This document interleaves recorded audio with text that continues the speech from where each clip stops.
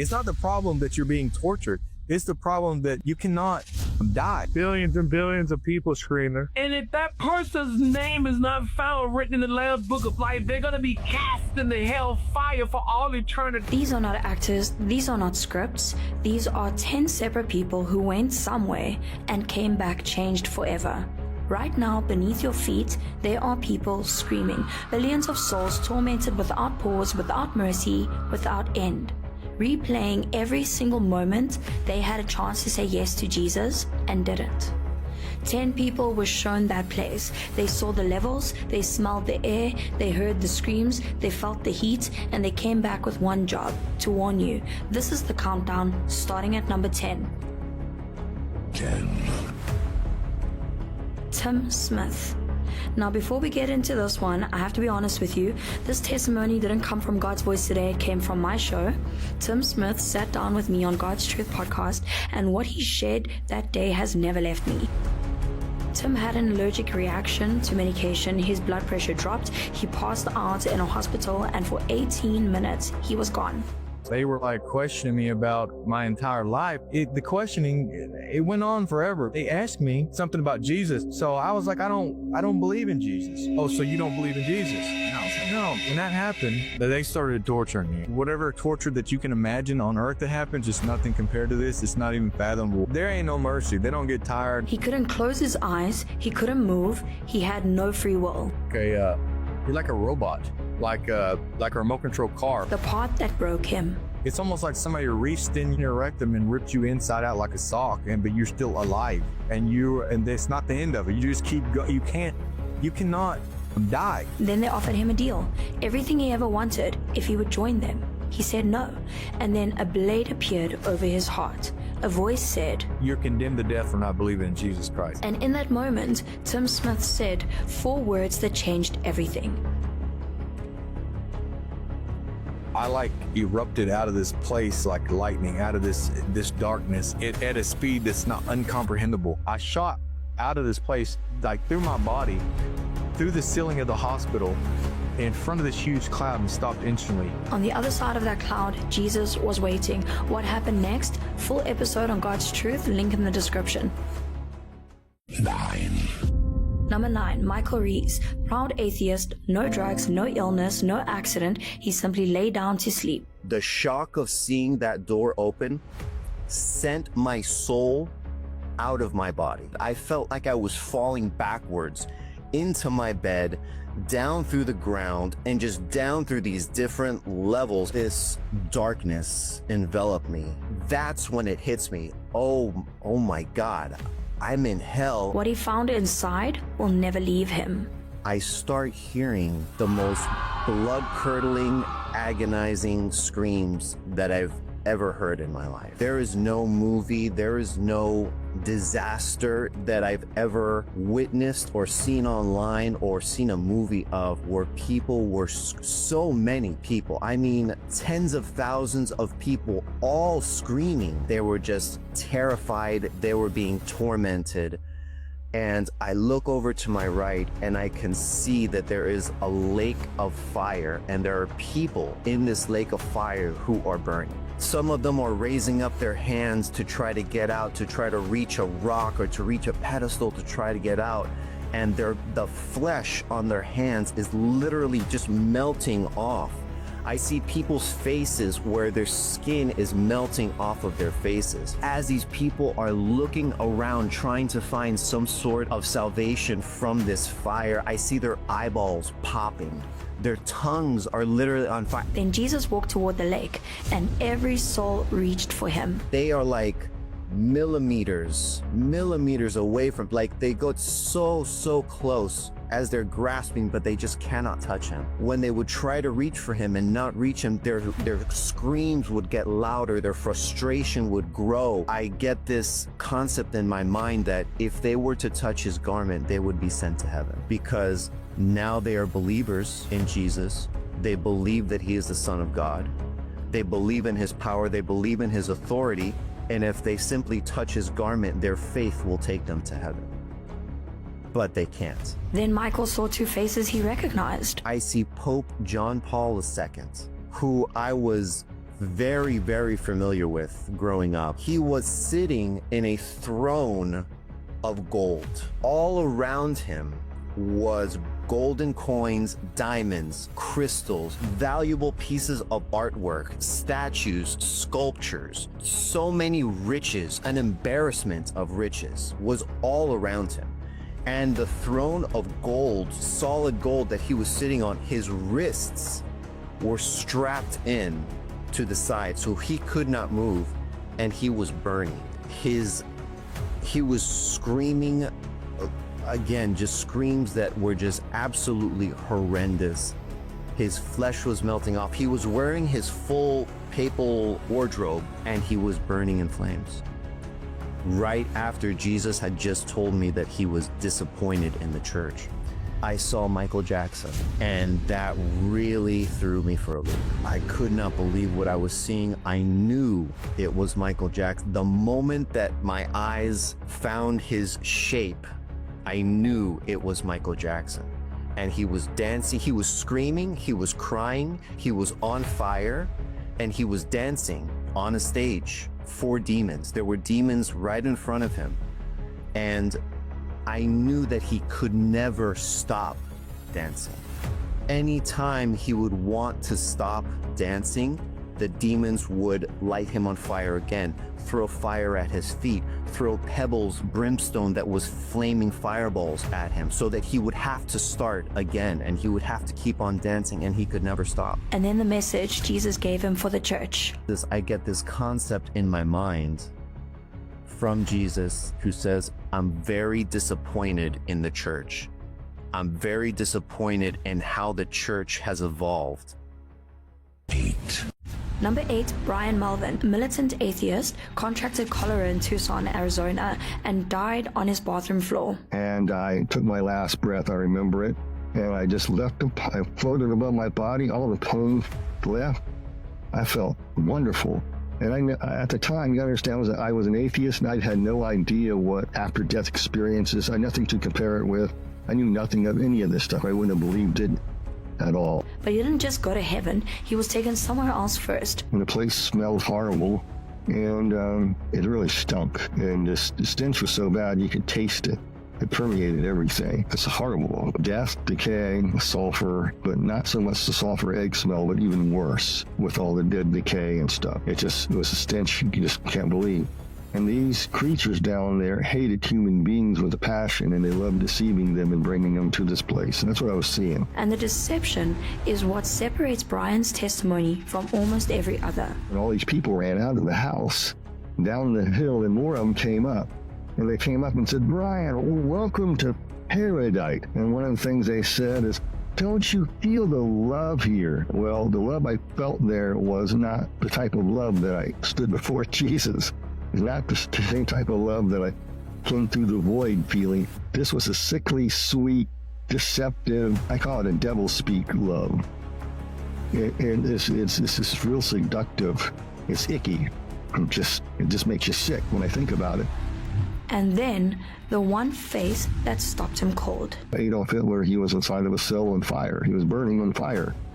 It was like inside of one of the ovens of Auschwitz or something. It's like all those places, a lot of those places have ovens. And each person that died, he was experiencing their death. At this time, all these years later, who knows, he could be being in the gas chambers. Each individual, each kid.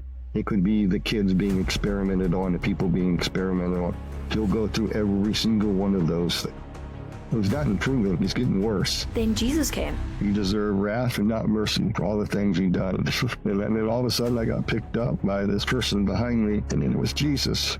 He could pick me up and held me like a little kid. I could see that the holes in his wrists were pulled, his bones were pulled apart when he picked me up, and I wept with his shoulder. It's hard for me to go through this part because I know I deserve that place. So he picked me up and he carried me out of there, and I cried on his shoulder, and I cried like I never cried before. That's the Jesus Brian has been preaching ever since. 7. Freddie Garcia, Number 7. Freddy Garcia, mortician, coma from spinal meningitis before he lost consciousness. A voice whispered to him in an x-ray room. And all of a sudden, on my left ear, I heard a beautiful voice, and it said, "Ask for forgiveness." And I started looking around everywhere. I was looking, there was nobody in there. And I was like, what? And then again, a beautiful voice on my left ear. It said, "Ask for forgiveness." He was taken to 3 separate levels. I remember looking down, and I was over this desert, huge desert, and I could see huge holes. They were like 5 to 6 stories deep, and there was one person in each hole. And I remember flying into one, and there was a lady just laying there. She was just shaking, and I flew around her body, and then my face went right to her feet and all the way up to her face. And I could see her skin look like it was melted to her bones. But the thing is, she was still crying. She was horrified. I'm flying over this ocean, and as I looked down, I could see hundreds of thousands of people drowning. And then I flew into the water. I went about 10 to 15 feet deep into the water. And when I got there, I could see these people just sinking. And all of a sudden, this one lady, she was right here, and her arms were out. I could see her hair floating. All of a sudden, her eyes open, boom, and shoot, we got out of the water. She started screaming and gasping for air, only to be forced back again. This is continually repeated. All of a sudden, ladies and gentlemen, I start flying again. And to my right side, I could see powerful light. It was like Jesus standing there, and nothing, the light was so powerful, I couldn't even, it was hard to look at. Beautiful shafts of light. And then all of a sudden, I saw like this hole open up, and I was cast into it, and I started falling down into the lake of fire. And as soon as I landed in there, my arms went straight up. I started screaming and yelling, and there was people everywhere with their arms up, and the torment, it's like a lava, but the flames of fire shooting up. And then Jesus pulled him out and showed him something he will never forget. And I could see hundreds upon hundreds of millions of people burning. And it was horrifying. And as I look up to the top, I could see these big holes, and I could see hundreds of people just constantly being cast into the lake of fire. And all of a sudden, as I'm looking at Jesus' hand, he points out his hand, and he said, "This is where you would have been for the sinful life you were living." He said, "But I heard your prayers and the prayers of my servants for your healing." He goes, "You belong to me. I'm going to take you home." And that's when my eyes closed, and I ended up being taken to the 3rd level of heaven. Freddy came back a prophet. 6.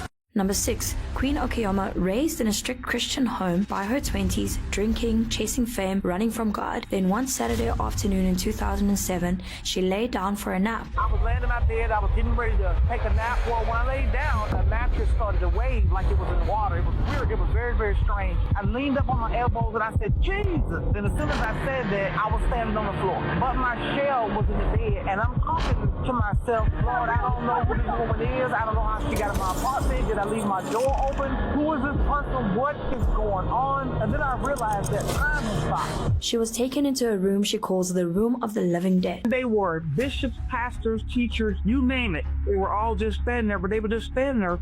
They looked forlorn. They were just standing there like this. Just standing. They were alive, but they looked dead. And all their clothes were cut out of diamonds. The same material that was on the wall. And I remember looking at these people. I remember saying out loud, "I'm in heaven."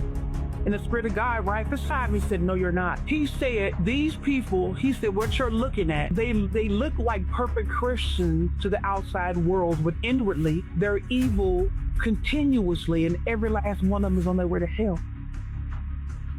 And that's when God started to speak. He said, "I created the 2 great lights, the one to light the day, the one to light the night. And there's nowhere where you can go on the earth where your eyes would not adjust to the darkness.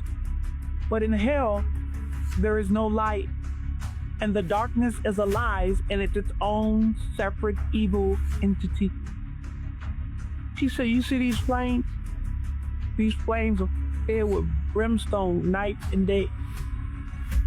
He said they will never go out. And Jesus warned her directly. He said, "You serve me with your whole heart, or you serve me not at all. Because if you don't, I'll use you. That others would be saved through you, but you would dang on hell." Then the celebrities. And they were guarding Biggie's cell. He was on fire. He had on a hospital gown, and he was on fire. But the fire was coming from the inside of him, just holding the bars It was burning. And I'm standing there beside Jesus, and I asked Jesus, why is he here? This is what Jesus said verbatim. It's on record in heaven. This man told me he didn't need me. This man believed he was a king. This man went to a fetish priest and got charms that he carried around in his pocket to become famous. He said, but mostly because he told me he didn't need me. And this man will be here throughout all of eternity. All the dance moves Michael Jackson did, he got them from demons. And people do not know that Michael Jackson was a warlock. He was a witch, a warlock on the earth. People, they would not believe it, they wouldn't know it, but he was. He got all of his songs from demons.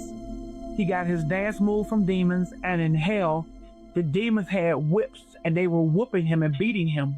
Queen has been to hell 8 times, and she said something that stopped me cold. The torment for Christians 5 times worse than, you can have Hindus in one section, you can have Muslims in one section, Jehovah's Witnesses in another section, but the ones who get tormented worse is Christians. And the reason why is because we knew the truth. The truth was revealed to us. Jesus Christ was revealed to us. We accepted him. We accepted his sacrifice on the cross, but we just threw it away like it was a nothing, so we deserve to be tormented throughout time and eternity.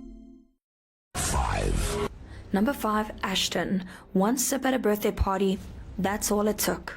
I couldn't see the hand in front of my face. It was just very, very dark, and the smell was the first thing that actually made me sit my head up, because I started to smell this putrid odor. It smelled like rotting flesh and burning sulfur. She found herself standing in a line. Now I'm standing in this line of, it was people before me and people behind me, and I'm standing in this line, and I can't speak to anyone. There was no communication in hell whatsoever. None. I'm just standing there, and it's people by the thousands, probably by the millions in front of me. And I could see at the front of the line, there is this gigantic, it looked like a pot, like a witch's pot almost. And I saw this tall demon, very grotesque looking. It was dunking people in the pot, and as they were going in the pot and coming back up, their skin was boiling off and then growing back. And as it grew back, he dunked them in there again, and he's laughing. He's laughing, he's laughing, he's laughing, and I'm hearing other demons laugh. Then she was pulled before a courtroom. And I now hear Satan accusing me. He starts bringing up every single sin that I had not repented for. Basically telling God that is the reason why I should go to hell, why I deserve to go to hell. Every time she lied, she fell deeper. As soon as I said nothing, it was like I dropped, like an elevator, like you feel an elevator going down to the floor beneath you. That's exactly the feeling how it felt, but it was very swift. I just felt the fear growing. They nailed her to a cross. They were trying to nail me to this cross, and they were laughing because I knew who Jesus was, but I was not living for him. So it's like, as a Christian, a lukewarm Christian, if you die and go to hell, they mock you, because it's like, you had the opportunity to live right before Christ, but you didn't. You knew who he was, but you didn't. So they mock you, and they will crucify you on a cross as a form of torment. And they had these nails about this long, and they were barbed nails, like basically other nails coming out the side of the nails. And they pulled my arm back, and right when they pulled my arm back, getting ready to hit me with this hammer thing, they were gonna nail my hand to this wood. And right before that happened, that's when I was pulled back into my body. And when she came back, there was a mark on her leg, physical proof. She pulls my sock off, pulls my pant leg up, and she looks at the back of my ankle. And when she looks at my ankle, her face, it was just this look of shock and horror on her face, because there was a bite mark on the back of my ankle. It looked like 2 fang marks. It also looked like a burn, like it was burned into me. It wasn't just like a bite mark. When it bit me, it felt like somebody took hot coals off of a barbecue grill and burned me. It didn't just feel like a bite, it was a burning sensation. I'm not crazy. Ashton is not lukewarm anymore. 4. Number 4. Robin Cunningham. He didn't get sick. He didn't have an accident. He was simply taken, pulled from his body, and brought before the throne of God. And Jesus looks at me and he smiles, this beautiful beaming smile, and he hands me an hourglass that has just a few grains of sand left in it. And he said, I will be returning in 8 books. I still haven't quite figured out what that means, but I knew for a fact that he was going to be coming back very soon, and that the hourglass was just about done. What you are about to hear is the most graphic testimony on this entire countdown. There's this guy. I know that he was 49 years old when he died. His name was Jerry. He was balding, pretty overweight guy, you know, probably 320 pounds or something, you know, about my height. And everybody's butt naked. The demons are butt naked. The people are butt naked. But they've got this guy. They pull his head back. They're scalping him, ripping his hair off while they pull his head back. Grab a hold of his jaw, rip his jaw down and open. And they've got these long, like 1.5 foot long claws, maybe bigger, I don't know. And he reaches down his throat, and they're not trying to be gentle. They reach down his throat all the way down to his rear end, and then grab all of his intestines and his bones right there and rip it out. And they start pulling it, piece, and they're ripping it out, and he's screaming, just like, "Ah, ah." I don't know how he can scream, like he should have been dead, but right at that moment, they ripped him, literally just shredded him like there was nothing left, chunks everywhere. They're biting him, chewing on him, eating, ripping his flesh off, and all of a sudden, he regenerates, back to normal. He's still in immense pain. And the atmosphere of hell itself was alive. In heaven, you feel like you're being wrapped up by this liquid love. You feel completely accepted in love. In hell, it was rejection, abandonment, hopelessness. The hopelessness was so bad. The rejection makes you feel so isolated and alone, so rejected and abandoned and hopeless. And all of your faults, all of your traits are being pointed out. They're mocking you and ridiculing, laughing at you. And when people try to cry out the one name that could save them, I asked Jesus afterwards, why is it everybody in hell knows you're real? There is not one person who is an atheist in hell. They know that you exist at this point. There is no doubt about it. Why don't they just call your name and say, Jesus, help me, Jesus? Or say, Jesus, Jesus, Jesus, Jesus, and make these demons back up and back away. Because the name of Jesus, those demons would shriek and take off. No, as soon as I called the name of Jesus, everything ended. And he said, they are not given the authority to use my name in that pit. And he said to me, he quoted the scripture to me, you have been given the authority to be called the sons of God. Wow. They don't get to use his name. They're not allowed. There are no atheists in hell. Robin came back and has never stopped warning the church. Number 3, Levi Golding. He took a sip of coke, it went into his lungs, and 30 seconds later, Darkness, billions and billions of people screaming. The smell was like sulfur, dead bodies, rotten egg. Yeah, this place ain't good. the creatures that met him had no earthly equivalent. Like just a bunch of hybrid, like horses, snakes, reptilish things, scorpions, locusts, like insects, spiders, all kinds of stuff mixed into one. But there's like, I knew there were thousands of different species of them. Fire itself was alive. And what's crazy is the fire is alive too. Like the light, when I seen the light, it was like moving in waves, and it had its own face, and it looked at me. It was talking stuff to me. It was like, welcome to the pits or something like that, and it was like laughing at me, like doing this horrible laugh. He watched another soul land 20 yards from him. And as soon as he landed, they got him. They swarmed him. It was almost like, you've ever seen a zombie movie and they're pulling them apart and stuff like that. They were just pulling them apart. They were eating them. They were cutting them apart. But at the same time, he's alive and he's like screaming. And I can hear all these other people screaming as well, but he's screaming. And they would he would regenerate after they pull him apart. It was almost like it never happened. It would reset. And they were just sitting there like right here, right in front of me as soon as I landed. And they're like this, just sawing him apart. They're licking his wounds, like they're just licking them. Then came the details that haunted him most. One particular, it was an elderly lady. She was crawling out of the pit, just screaming bloody murder, just burning, like her flesh was falling off of her. My brother Robin, he described it the best. Like, it's like sulfur ball. Like, if you ever seen the sulfur balls from Sodom and Gomorrah lit on fire and like they drip. That's how her flesh was dripping off, and she was crawl. I don't even know how she even got the strength to even crawl out of because you don't have, there's no movement, like you can't really move.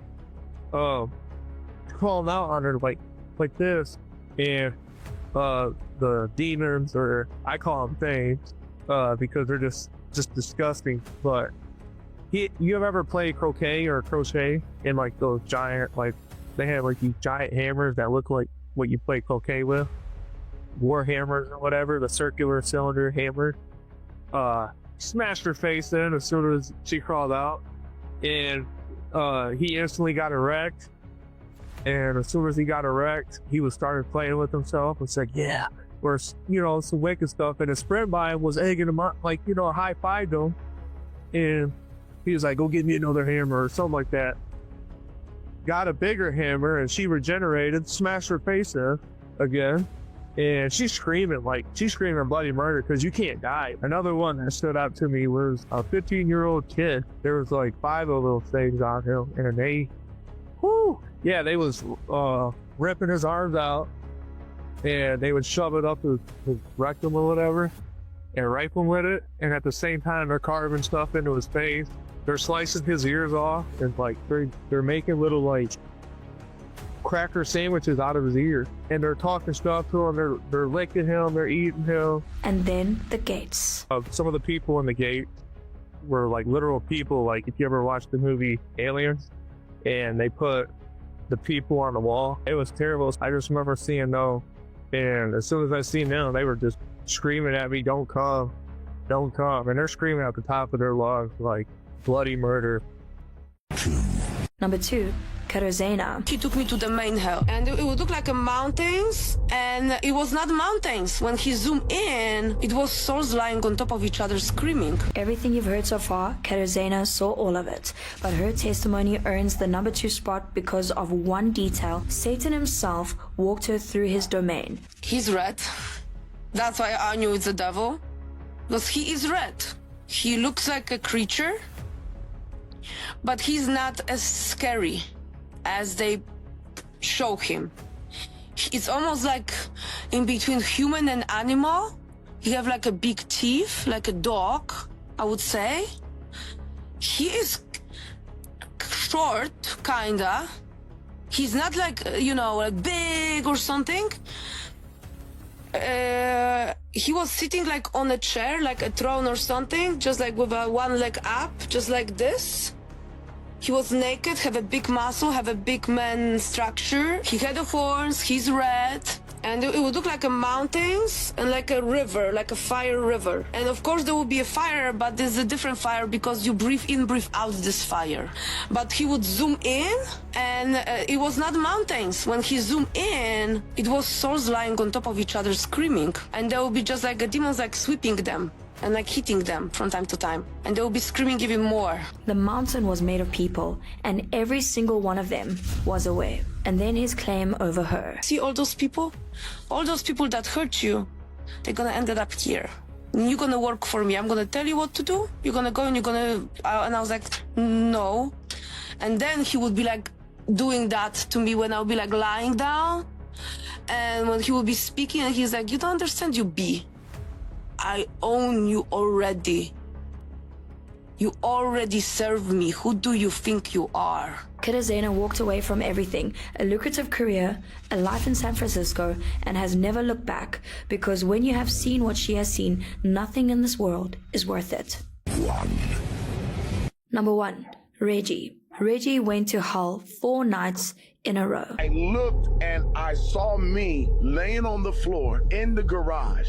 From the ground up, this encasing of this tomb started to form in the garage. Now I'm starting to have these thoughts go through my head. I think I died in my sleep, and now I went to hell. The cave was not a rock, it was alive. The rocks were breathing.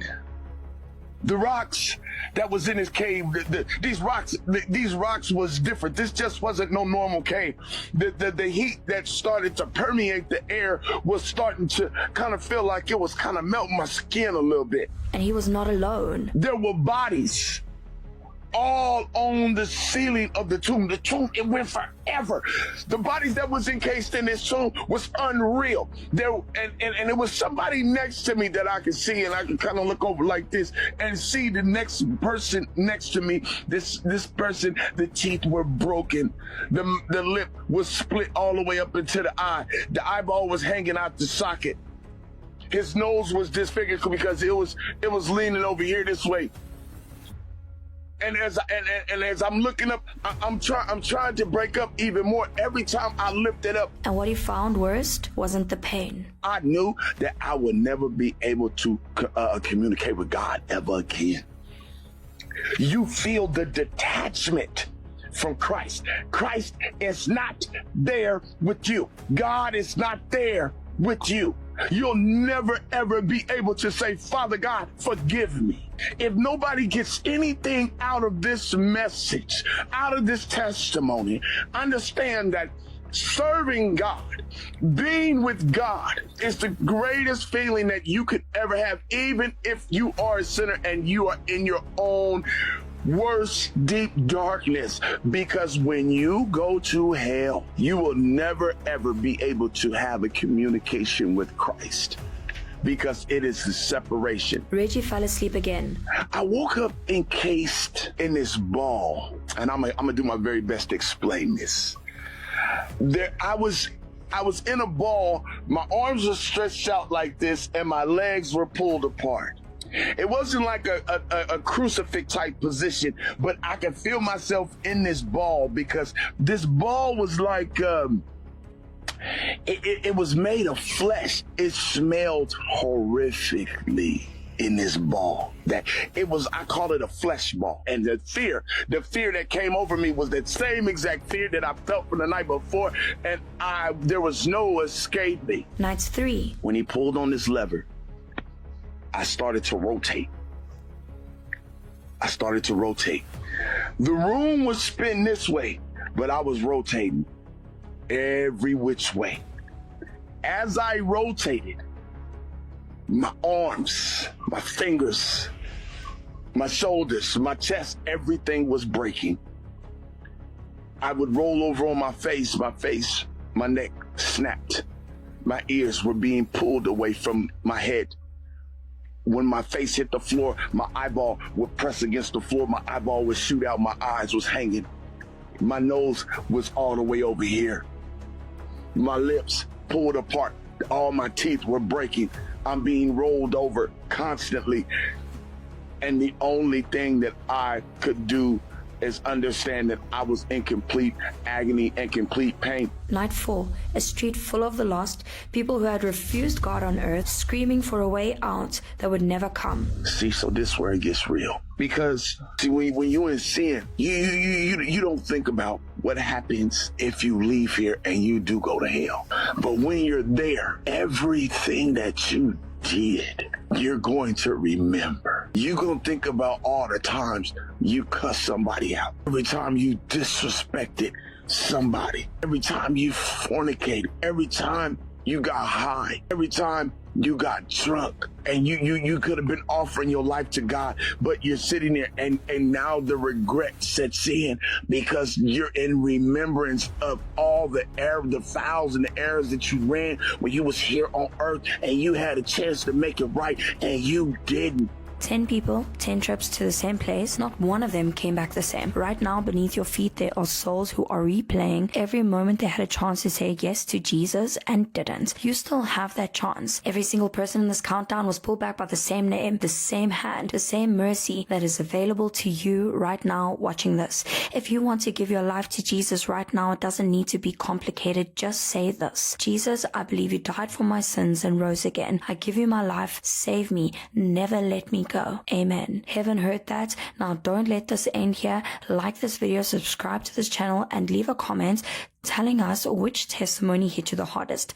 Share this with someone who needs to see it. You already know who that person is. And if you want to watch any of these testimonies in full, every link is in the description below.